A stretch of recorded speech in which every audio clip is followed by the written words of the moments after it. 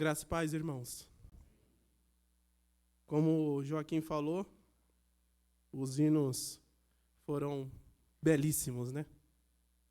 É motivo de alegria servir ao nosso Deus.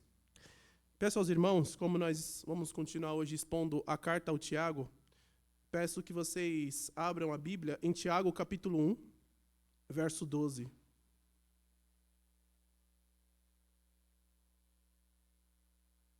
Tiago, capítulo 1, verso 12. Diz assim a palavra do nosso Deus: Bem-aventurado o homem que suporta com perseverança a provação, porque depois de ter sido aprovado, receberá a coroa da vida, a qual o Senhor prometeu aos que o amam. Oremos. Senhor Deus e Pai, Criador e sustentador de todas as coisas, pedimos agora ao Senhor iluminação do Teu Espírito Santo para compreender a palavra que o Senhor tem para nós. Que o Senhor venha, que possamos sair daqui, querido Deus, edificados pela Tua palavra, consolados por ela e também confrontados. Tudo isso eu peço em nome de Jesus. Amém. Irmãos, em 24 de junho de 1987, nasce um menino, em Rosário, Argentina. Esse menino, ele se desenvolve e começa a mostrar um talento para futebol. Ele começa a mostrar um talento para o futebol. Entretanto, e era um menino muito bom mesmo, mas com 9 anos de idade, ele descobre que tem uma doença. É como se fosse um nanismo. Ele não ia conseguir desenvolver. Então, isso, para ele, para uma pessoa que o objetivo dele era ser jogador de futebol, descobrir uma doença que afetaria totalmente o sonho dele, poderia ser uma pedra de tropeço. Ele poderia desistir. Entretanto, esse garoto prodígio é visto por alguns dirigentes em Barcelona, na Espanha. E lá, ele, por contratos, eles dizem o seguinte, tem como você crescer, mas é muito caro. O seu tratamento é muito caro. Então, no clube onde ele estava, o News Old Boys, ele não pôde crescer, ele não pôde porque eles não aceitaram. Falaram, não, é muito caro, não vale investimento para esse rapaz. Então, ele foi para Barcelona. E lá eles falaram, nós vamos pagar para você. Essa foi a primeira dificuldade. A segunda dificuldade é que para você crescer, você vai ter que tomar agulhadas por muito tempo, todos os dias. No total, esse adolescente tomou 2.000 agulhadas. Eu não aguento uma, né? Ele tomou 2.000 agulhadas, mas ele não desistiu. E ele perseverou. E ano passado, ele ganhou a Copa do Mundo. O nome desse menino é Lionel Messi. Diante de todas as diversidades que vieram sobre ele, ele suportou todas para poder chegar no objetivo dele. E isso, irmãos, que eu quero conversar com vocês hoje. A nossa sociedade, infelizmente, vive em um contexto onde qualquer dificuldade é motivo para a desistência. A única opção da solução para o seu casamento é o divórcio. Se você vai mal em uma prova, acabou a sua vida. Quando você tem um problema, diante de um desafio, é o suficiente para você parar. Infelizmente, nós vivemos em uma sociedade de pessoas muito mimadas. E isso, irmãos, eu não estou falando de problemas mais básicos, problemas mais sérios também, porque não é fácil. Olha o nosso pastor, o reverendo João Marcos, é fácil? Não é fácil, diante de tantas coisas. A questão é, continua ou para? Essa é a grande questão. E os irmãos para quem Tiago estava escrevendo estavam passando por isso. Como os irmãos bem sabem o contexto, eles eram humilhados, assassinados, injustiçados. Entretanto, eles estavam querendo parar. Então, Tiago, escreve esse versículo que nós acabamos de ler e diz o seguinte: não, vocês não devem parar diante do sofrimento. Vocês não devem parar diante dos obstáculos. É difícil? É, mas vocês não devem parar. Então, Tiago escreve, e aqui eu já começo o meu primeiro ponto. Diante da adversidade. Porque eu tenho que continuar sendo fiel diante de toda aprovação. Em primeiro lugar, verso 12, parte A. Bem-aventurado o homem que suporta com perseverança a aprovação. Em primeiro lugar, porque nós não podemos desistir. Por que continuar fiel diante da aprovação? Em primeiro lugar, porque quem suporta as provações com fidelidade é bem-aventurado. Em primeiro lugar, é bem-aventurado aquele que suporta com fidelidade as provações.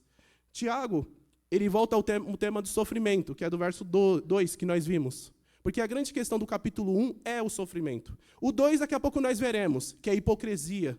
Que alguns estavam dizendo que eram crentes, mas na prática era outra coisa.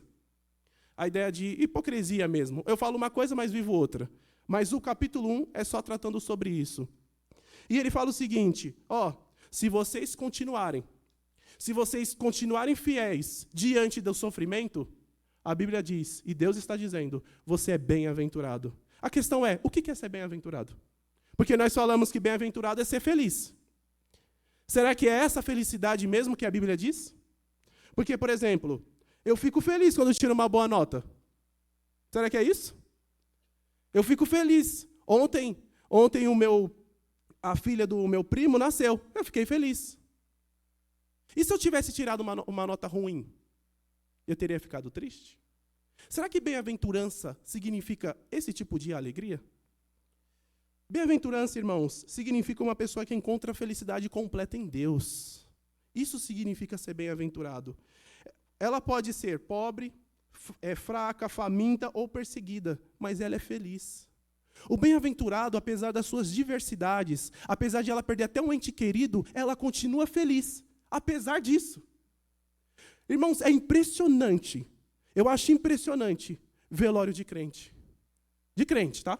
Eu acho impressionante, porque apesar da saudade, da tristeza, você olha para os entes queridos, alguns sofrem mais, outros menos. Daqui a pouco eu vou falar o motivo disso daí. Mas você vê que a pessoa tem esperança nos olhos, por causa da ressurreição. Apesar de você estar desempregado e saber as consequências do desemprego, a pessoa continua feliz. Que bruxaria é essa, né? O que seria isso? Por que a pessoa continua feliz, apesar de estar sofrendo todas as coisas, todos os males deste mundo? Isso significa ser bem-aventurado. Ser bem-aventurado não significa que você não está passando por sofrimento, mas apesar do sofrimento, você continua feliz. Porque você entendeu que a felicidade principal, a felicidade última, não está nas consequências que acontecem aqui, mas em Deus. Então eu posso tirar uma nota baixa, eu posso perder um ente querido, mas se eu encontrei a minha felicidade em Deus, eu sou bem-aventurado. E Tiago está dizendo o seguinte, não desistam diante desses sofrimentos, porque vocês, sofrendo isso, são bem-aventurados. Não é isso que vai fazer com que vocês parem. Além disso, ele diz o seguinte, que bem-aventurado aqui não é qualquer um. Olha o que ele diz, olha o que ele continua. Bem-aventurado o homem que suporta com perseverança a aprovação. Ele não está falando qualquer homem. Todo homem é bem-aventurado. Ele está especificando o homem que suporta com perseverança. Em Tiago, a bem-aventurança é prometida ao homem que suporta a provação.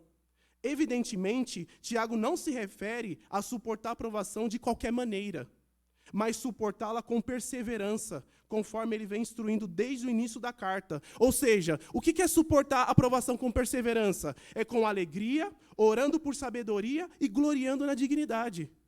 É isso que ele está dizendo. Porque eu posso muito bem suportar o meu sofrimento blasfemando. Estou sofrendo mesmo, mas eu não estou nem aí. E murmuro, né?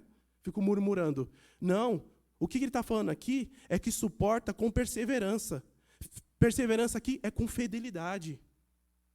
Olhe José. José tinha todos os motivos humanos para desistir. Tinha ou não tinha? Tinha todos os motivos. Daniel tinha todos os motivos para poder comer o manjar do rei. Tinha todos os motivos. Mas o que fez eles não se dobrarem a essas coisas? A fidelidade diante da provação. Vocês acham que eles se sentiam pressionados com isso? Eles eram humanos como nós. Assim como nós somos tentados. Mas eles sabiam que a verdadeira felicidade está em Deus. É isso que Tiago está dizendo aqui. E, além disso, se o cristão reage às tribulações, como os descrentes, com amargura, ira, ódio, ressentimento e outros sentimentos da mesma espécie, em que ele é bem-aventurado? Em que uma pessoa é bem-aventurada se ela não sabe reagir diante dos sofrimentos? Se mexer com ela, se mexer com essa pessoa, não mexa comigo. Eu sou crente, mas não mexa comigo, porque se mexer comigo, vai ver. É assim que o crente deve lidar diante do sofrimento? Porque os irmãos em Tiago, eles estavam querendo se filiar com zelotes. Zelotes queriam pegar nas armas. Quer saber? Eu vou ficar sofrendo? Vou nada, vou me misturar com eles. Como eles mexem com espada, eu vou reagir também. E Tiago fala, não. Suporte com perseverança. Porque quem faz isso é bem-aventurado. E para ilustrar isso aqui, ilustrar o que eu estou dizendo, vejamos os apóstolos. Porque, irmãos, eu não sei o que acontece com vocês quando vocês estão lendo a Bíblia, mas às vezes parece que você está tomando uns tapas na cara. Porque você é como se a Bíblia desnudasse e mostrasse quem você é. Você é isso aqui. Sabe quando você está com o seu ego inchado? Leia a Bíblia. Aí você vai ver quem você é. Fala, rapaz. Tem um pregador que alguns gostam, outros não, mas eu falo que, e perguntam, né? Acho que é o Paulo Júnior, acredito que vocês conhecem o Paulo Júnior. E pergunta se eu gosto dele. Eu falei, lógico, porque quando eu acho que eu estou crente, eu ouço, e eu sei que eu não estou crente. Que ele tem um jeito mais duro assim, né? Mas por quê? Porque, irmãos, nunca se contente com o seu status social, com o seu status de santificação. Nunca. Enquanto você não estiver na glória, você não é perfeito. E se você não é perfeito, não se contente com o que você acha. Não, estou bom aqui, estou bem aqui, já estou frequentando a igreja, já participo da escola dominical. Não se contente. E olha os apóstolos. Em Atos 5, capítulo 5, verso 40 a 42, os apóstolos, toda vez que eles pregavam, eles ou eram apedrejados ou presos. Sempre sofriam alguma afronta física. Eles sempre sofriam como consequência da pregação deles.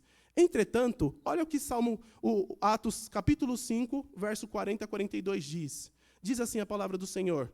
Chamando os apóstolos, eis aqui na tela. Chamando os apóstolos, açoitaram-nos e, ordenando-lhes que não falassem em nome de Jesus, os soltaram. E eles se retiraram do sinédrio, regozijando-se por terem sido considerados dignos de sofrer afrontas por esse nome de Jesus. E todos os dias, no templo e de casa em casa, não cessavam de ensinar e de pregar Jesus, o Cristo. O que a Bíblia está falando aqui? Que diante do sofrimento eles se alegravam. Porque sofrer, irmãos, por você ser cristão, conforme o texto que nós lemos de Pedro, é motivo de alegria. Eu não estou falando aqui de sofrimento que é causado por você. Você chega no serviço, bate o ponto quando quer, trabalha quando quer, liga o computador quando quer, e depois é mandado embora. Você viu como foi injustiçado? Não estou falando desse tipo de sofrimento. Eu estou falando injustiçado por causas legítimas. Ser injustiçado e sofrer perseguição por amor a Jesus Cristo. Por que você está sofrendo? Só por causa de Jesus.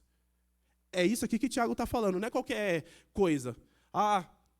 Meu casamento está muito difícil.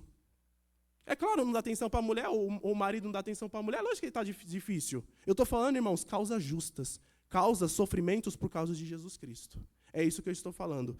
Por que você é perseguida? Por causa de Jesus. E isso é motivo de alegria. É isso aqui que os apóstolos sofriam. E o que nós podemos aprender com esse ponto? uma coisa muito importante, irmãos, que devemos fortalecer nossa comunhão com Deus. Se nós observarmos, isso aqui é muito triste, irmãos, se nós observarmos todas as pessoas que estavam felizes, apesar dos sofrimentos, seja na Bíblia, ou seja na história, se você estudar a história da igreja, você verá isso, estavam em comunhão com Deus. Irmãos, hoje é muito triste, muito mesmo. Qualquer cristão que passa por sofrimento, quando você observa a vida dele, espiritual, é horrível. A Bíblia está cheia de pó. Só pega a Bíblia só para vir para a igreja. E de vez em quando também, tá? Orar, não, ideia é para pastor, ideia é para seminarista, para presbítero, diácono, ou para algumas irmãs. Jejum? Que é isso? E vir ao culto? Como fui na semana passada, eu também não posso ser muito, né? Não quero ser religioso. Irmãos, quando vier o sofrimento, a pergunta que eu faço é, como essa pessoa resiste? Sendo que ela não encontrou a felicidade em Deus. Porque é muito fácil falar que ama a Deus, mas não buscar conhecê-lo. É muito legal dizer que você ama a Deus, mas você não conversa com Ele em oração. É maravilhoso, é lindo você falar. Mas na prática, não fazemos. Tem um professor do seminário que ele fala algo assim, que é de se pensar. Ele fala o seguinte, se você encontrar na sua igreja 5 pessoas que oram todos os dias e leem a Bíblia todos os dias e evangelizam todos os dias, eu vou dizer uma coisa para você, essa igreja é a mais diferente do mundo. É verdade ou não é? Ler a Bíblia e orar todo dia. Irmãos, se nós olharmos para o passado, e no presente mesmo, diante da adversidade, esses testemunhos que nós contamos de pessoas como Tim Keller, que faleceu, por que ele falou isso? Simples, ele tinha relacionamento com Deus. Ele tinha comunhão com Deus. Se você não tem comunhão com Deus, como você pode ser uma pessoa bem-aventurada? Como você pode ser uma pessoa bem-aventurada se no Salmo capítulo 1 fala para você não andar com escarnecedores? Mas quando chega no seu serviço, você só anda com escarnecedores. Se quando você chega na sua faculdade, você é o que conta as piadas. Como você quer ser bem-aventurado se você faz tudo ao contrário? E Tiago está falando o seguinte, se vocês suportarem a provação, se vocês suportarem, vocês são bem-aventurados. Vocês são. Só que a bem-aventurança, irmãos, dá a ideia de ser proporcional. Quanto mais a pessoa tem um relacionamento com Deus, mais feliz ela é. Quanto mais ela se afasta de Deus, mais triste ela é. É só observar uma pessoa quando sai daqui. É só observar. Não é à toa que, eu não vou dizer aqui, porque acontece primeiro nos Estados Unidos, depois vem para cá. Quer saber o que vai acontecer com a gente? É só olhar os Estados Unidos, depois reflete aqui. É sempre assim. Irmãos, quase metade dos Estados Unidos estão tomando remédio. Tristeza. Crianças, simples, tomando remédio. 5 anos, depressão, tomando remédio. Já é dependente de um medicamento. Nós terceirizamos o cuidado, nós esquecemos a palavra que é viva, eficaz e que transforma o nosso coração para correr para o médico e tomar medicamentos. Porque entendendo que é aquilo que vai me trazer felicidade. Nunca trata do problema, nunca, só quer amenizar, mas não quer tratar. E ser bem-aventurado, irmãos, é você ir direto no problema, para quando você remover da raiz aquele problema, aí você tem um relacionamento sólido com o Senhor. E diante da dificuldade, diante do sofrimento, você terá força para enfrentar as barreiras. Aí você pode fazer como José, aí você pode fazer como Daniel. Além disso, irmãos, o Tiago ele diz o seguinte, que além de você continuar fiel, tem outro motivo, além de ser bem-aventurado aquele que persevera com fidelidade. O segundo motivo está no verso 12 também, a parte B. Eu vou ler todo para dar o contexto. Bem-aventurado o homem que suporta com perseverança a provação, porque depois de ter sido aprovado, receberá a coroa da vida, a qual o Senhor prometeu aos que o amam. Irmãos, Deus testa. Não, Deus nos testa. Isso é fato. Nós sabemos que, por exemplo, uma tigela feita de cristal, batendo nela de leve na borda externa, sabemos que imediatamente é idêntico quando ouvimos um som reverberante, quase musical. Também sabemos que aquela tigela de cristal passando pelo fogo para ser feita. A ideia, irmãos, é o seguinte: assim como o ouro é provado pelo fogo, nós somos provados por Deus. Porque, Deus não sabe da minha fé? Ele sabe. Só que você passando por isso, quem é fortificado? Nós. Eu quero saber aqui se realmente... Vou pegar o Fábio. Quero realmente saber se o Fábio é crente. E vai testar o Fábio. Isso é provação, não é tentação. Nós veremos no próximo sermão que tem diferença de provação e tentação. Deus está provando a fé dele e quer saber se ele é fiel. Porque é muito fácil ele ser fiel quando na mesa dele, onde ele trabalha, é muito fácil quando está o seu José. 80 anos, já se aposentado já. Mas eu quero saber se ele é fiel quando a Mariazinha estiver lá. Jovem. Quero saber a fidelidade dele. E Deus testa. Deus testa. Porque Deus quer saber se realmente, diante do sofrimento, você é uma pessoa crente. Deus quer saber. Além disso, quando você é aprovado, tem uma recompensa. E a recompensa aqui é a coroa da vida. Em outras palavras, a salvação. A palavra coroa transmite para a maioria de nós um capacete cravejado de pedras preciosas, usada por reis e rainhas. Assim como vocês assistiram, acredito que a posse do rei Charles. Que coisa linda, né? A coroa, não é esse tipo de coroa que está na mente de Tiago. Mas as pessoas do mundo greco-romano provavelmente pensariam com mais frequência na coroa de louros, dado aos vencedores em competições atléticas. Aquela ideia daquela coroa toda florida. Se Tiago usa a coroa para se referir à ideia de recompensa, então a palavra vida após a coroa indicará qual é a recompensa. Em outras palavras, seja fiel na provação, porque isso te levará à vida eterna. Eu, o Senhor, eu estou dizendo, se você for fiel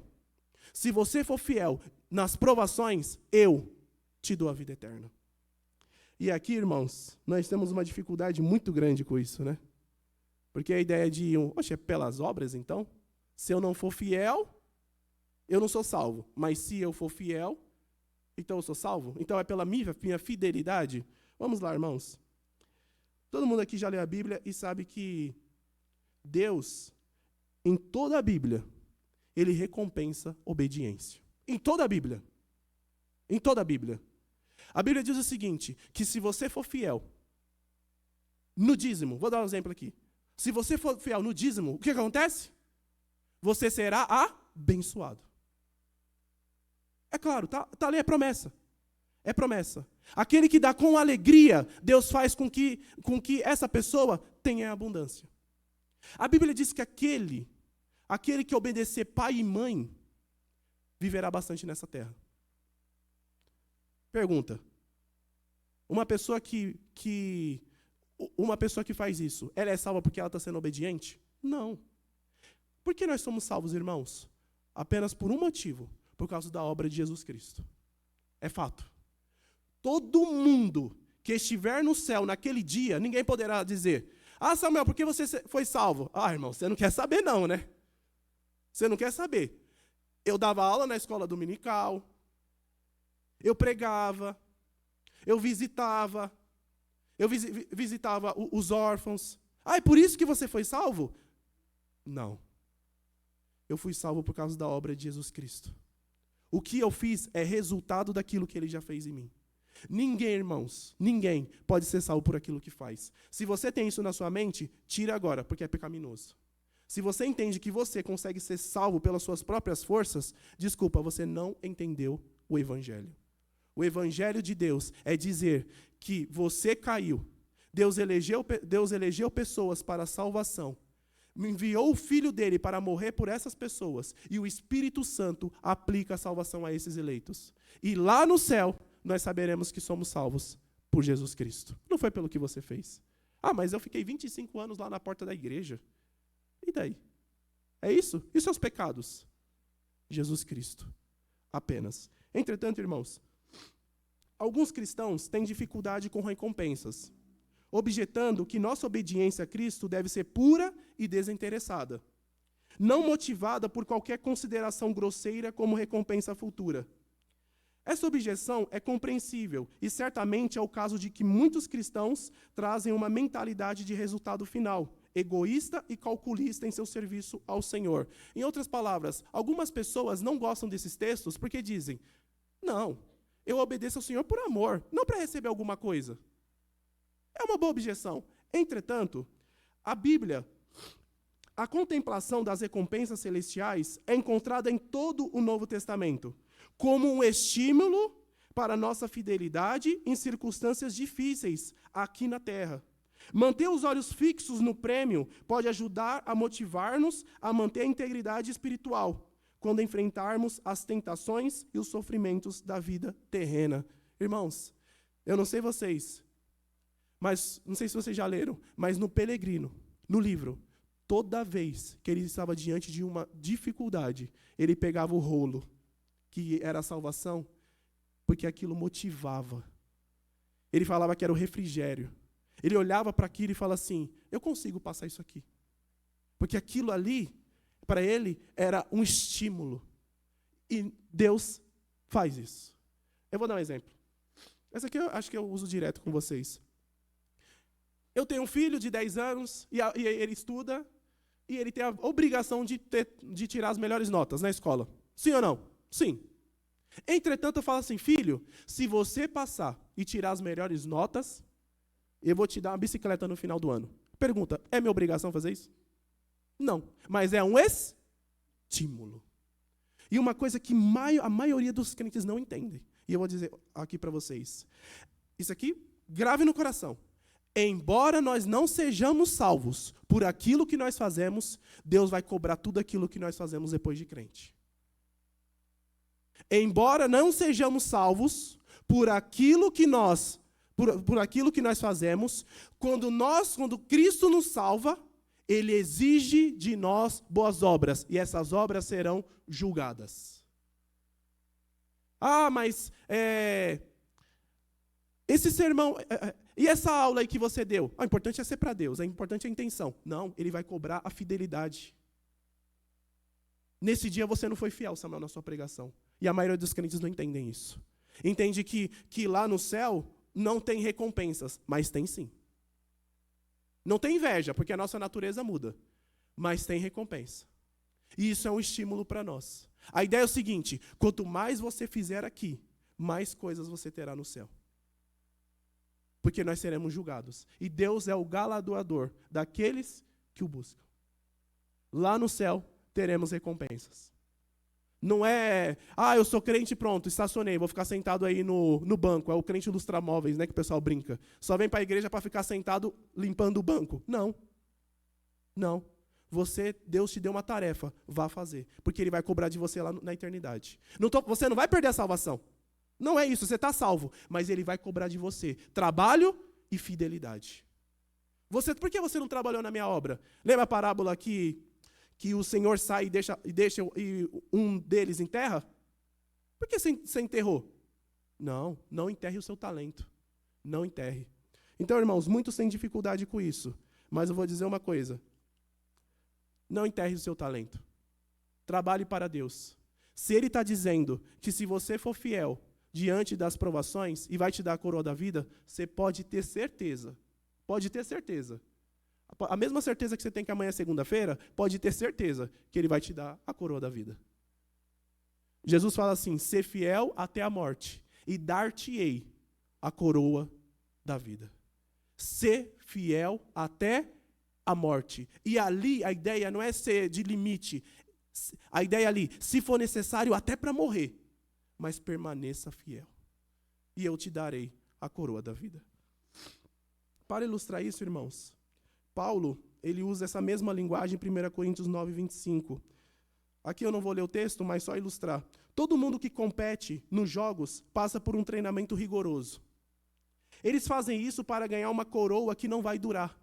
Messi, que eu falei na introdução, ele fez todo esse esforço. Mas todo o esforço dele vai passar. Não é eterno o que o Messi está fazendo. Se o Messi não se arrepender dos seus pecados, tudo que ele fez não vale nada. Se ele não reconhecer que Jesus Cristo é o Senhor, tudo que ele fez não vale nada. O esforço dele fica só aqui. Mas é passageiro. Entretanto, o que nós fazemos, irmãos, é eterno. Nós corremos por algo que é eterno. Nós não estamos correndo por algo que nós ajuntamos aqui e daqui a pouco vai passar. Não, é eterno. É como o Daniel falou hoje na devocional de manhã. Infelizmente, a nossa perspectiva hoje é toda imanente. O que é imanente? É tudo aqui. É tudo aqui e agora. Todo o nosso esforço é para agora. É aqui e agora. Toda a minha energia é para aqui e agora. A pergunta, quanto tempo você gasta para a eternidade? Ou quanto tempo você gasta o seu pensamento na eternidade? Porque, irmãos, cantar esses louvores aqui, com um grupo de louvor, é lindo. A pergunta é, quando você sai daqui, você medita? Quanto tempo você passa meditando nessas verdades? Meditando no lugar para o qual você vai? Porque, eu vou dar um exemplo aqui. Eu e a minha esposa, estamos aguardando o nosso apartamento. Para nós vai ser um motivo de alegria. E nós pensamos nisso, mas tem algo superior do que o meu apartamento que vai ser daqui a pouco. Tem os novos céus e a nova terra. Quanto tempo você gasta com isso? Isso, irmãos, isso aqui eu já falei para vocês e repito. Como você enxerga o futuro determina o seu presente.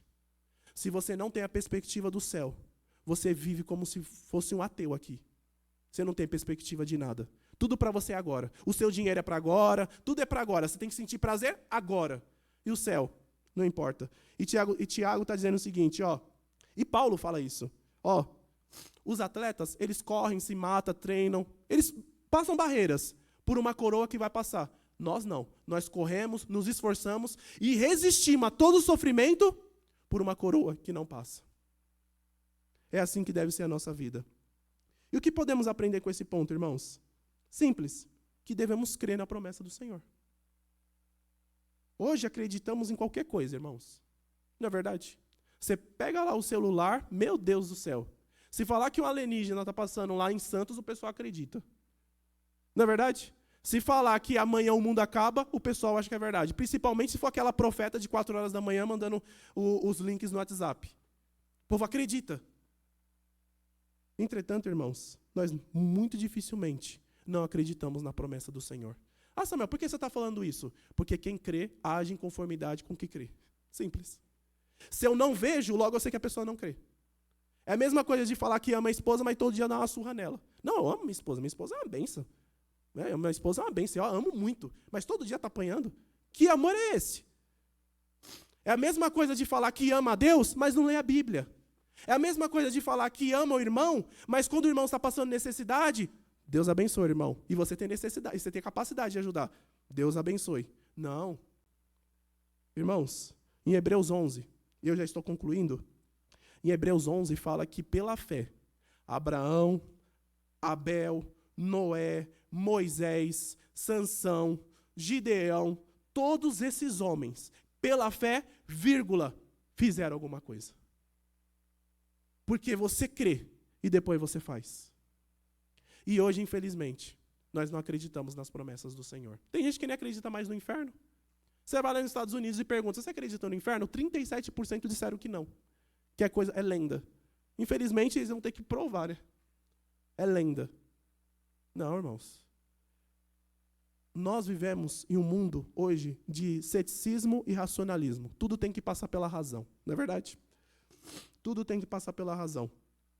Interessante, né? Mas eu não vou desenvolver isso aqui, não. Mas a ideia é o seguinte, se você crê nas promessas de Deus, viva em conformidade com essas promessas. Se você crê no que eu estou falando hoje, se você está pensando em desistir, irmão, se você está pensando em desistir, adolescente, jovem, não desista. Avance. Porque Deus está dizendo para você que vai te dar a coroa da vida. Não tire a sua vida. Não tire. Porque ele está falando, continua, resista, porque eu vou te dar a coroa da vida. Ah, mas Samuel, não dá mais, é muito difícil. Eu sei, continue, Deus vai te dar a coroa da vida. Porque Deus não desampara. Ele é aquele que te pega no colo e te leva. Ah, tá difícil? Tá, vamos. Não tem problema. Eu estou com você. E esse é o nosso maior consolo. Para concluir, irmãos, muitos hoje pensam que Deus é o serviçal deles. Que ser crente é não sentir dor ou sofrimento. Vocês ouvem isso aqui é fato. Alguns dizem, isso aqui eu já ouvi, tá? Aceite Jesus, que todos os seus problemas serão solucionados. Todos. Só crer em Jesus, acabou todos os seus problemas. Alguns dizem isso. Por exemplo, um evangelista norte-americano, evangelizando, né? Ouviu o seguinte de uma moça acadêmica. Olha o que ela disse para ele. Você está me dizendo que se eu aceitar a fé de vocês, ou seja, se eu aceitar o cristianismo, eu ainda sofrerei? Você está me dizendo que se eu acreditar em Jesus Cristo, você está dizendo que eu ainda vou sofrer? Se for assim, eu não quero. Eu não quero uma vida de sofrimento. Irmãos, para alguns, Deus é um mordomo. Que ele fica com a bandejinha, assim. Samuel, você quer o que hoje? Você quer esse? Deus não é assim. O cristianismo, irmãos, se você acha que o sofrimento e cristianismo são antagônicos, eu só desafio você a uma coisa só. Olhe para o nosso Senhor. Se você acredita que o cristianismo e o sofrimento são coisas distintas, olhe para Jesus Cristo. Veja as pisaduras dele. Veja que Jesus Cristo teve que padecer. Jesus Cristo teve que sofrer. Teve que romper barreiras. Teve que ser esmagado, cuspido, injustiçado. Imagina você fala isso hoje. Ah, Jesus, se você for um judeu ortodoxo, você não tem sofrimento. Acho que Jesus riria dessa pessoa. Porque, irmão, sabe por que você sofre? Por dois motivos, bem simples. Primeiro, por causa da sua carne. Porque o teu maior inimigo não é Satanás. Desculpa, não é. Não é Satanás. Ele é um grande adversário, mas ele não é o maior problema. O seu. Não é. E também não é o teu irmão que você acredita que canta aqui no coral. Ah, não, espero que aquele irmão não venha hoje. Não é também. O maior inimigo que você tem na sua vida é você mesmo. O que Satanás faz com você? Ele potencializa a tentação para que você caia. Mas quem cai? Você. Você é o seu maior inimigo. E você tem que mortificar esse seu inimigo aí. E olhar lá na cruz. E Jesus Cristo, irmãos, ele é aquele que foi humilhado, cuspido e açoitado. Por quê? Porque se não fosse isso, irmãos, nós não poderíamos vencer. E também não teríamos direito à vida eterna. Se hoje nós podemos cantar esses belos hinos, é porque alguém teve que sofrer. E não é qualquer sofrimento, irmãos. Não é qualquer sofrimento. Ah, Jesus foi injustiçado, eu também já fui. Ah, é verdade? Então você se despojou da sua glória, porque a gente não está falando de um homem normal. A gente está falando de um Deus homem. Você está falando, Jesus Cristo, aquele homem de há 2000 anos, não era um homem comum. Ele tinha a mesma natureza que nós. Tinha. Mas ele era o Deus homem. A gente não está falando de um rei que colocou uma roupa simples e andou entre nós. A gente está falando do Criador dos céus e da terra. A gente está falando de um ser que criou todas as coisas. E sem ele nós morreremos. Se ele falar hoje basta, acabou. Esse homem teve que sofrer para que hoje nós pudéssemos sofrer e passar pelo sofrimento e ter direito à vida eterna. Pergunta, tem coisa mais gloriosa do que isso? E você ainda quer desistir? O seu sofrimento, irmãos, seja a sua doença, seja algo... não, mas Samuel, é terminal. Irmãos, pense numa coisa. Jesus Cristo, ele sofreu e venceu até a morte. Se você acha que a morte é um sofrimento, é porque você não entendeu a doutrina da ressurreição. Porque não é um obstáculo para Deus. Ele venceu a morte. Ele venceu todas as barreiras para que hoje nós pudéssemos vencer e ter a vida eterna. Oremos. Deus de toda misericórdia, que sofreu, que entregou o teu santo filho, ó querido Deus, para sofrer em nosso lugar. Padeceu, foi humilhado, foi cuspido, foi injustiçado. Mas apesar de tudo isso, permaneceu obediente. E a obediência dele levou até a cruz. E talvez, querido Deus, o maior sofrimento do teu santo filho foi se distanciar de ti. Mas ele fez isso por amor a nós. Querido Deus, a nossa oração é para que o Senhor nos dê força diante do sofrimento. Nos dê, Senhor, uma vida de comunhão contigo, para que quando chegar os desafios pesados, nós possamos, Senhor, enfrentá-los com a tua ajuda. Senhor Deus, se tem alguém aqui hoje que está pensando em desistir, seja do casamento, seja, Senhor, da faculdade, ou seja, Senhor Deus, de algo mais importante de todos, que é o caminho da salvação, dê força a essa pessoa e fale com ela. Ajude, Pai, para que não desista, mas que seja um testemunho de perseverança, assim como aconteceu com outros servos do Senhor. E também te agradecemos, Pai querido, pela promessa da vida eterna, a coroa da vida, ó Senhor. Que tudo aquilo que foi falado venha a ser fortalecido pelo poder do Teu Espírito Santo. Em nome de Jesus. Amém.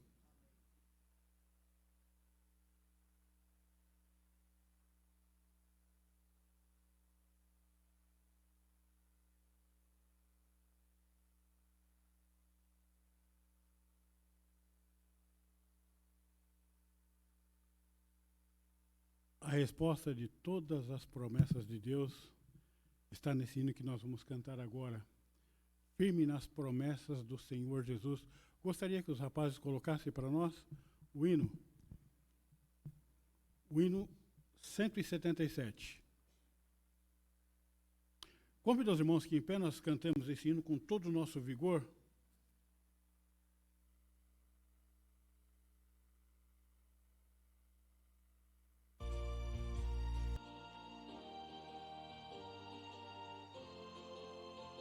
Só mais um pouquinho de volume.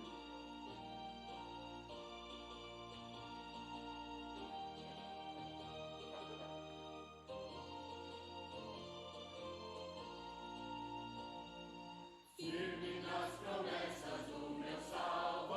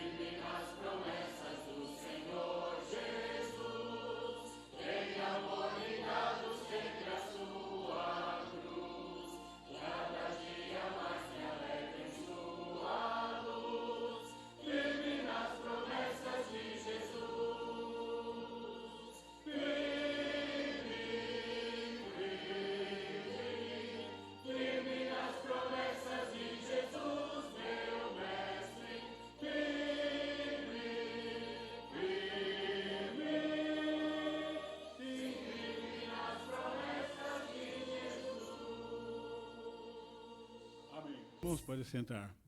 Quero convidar o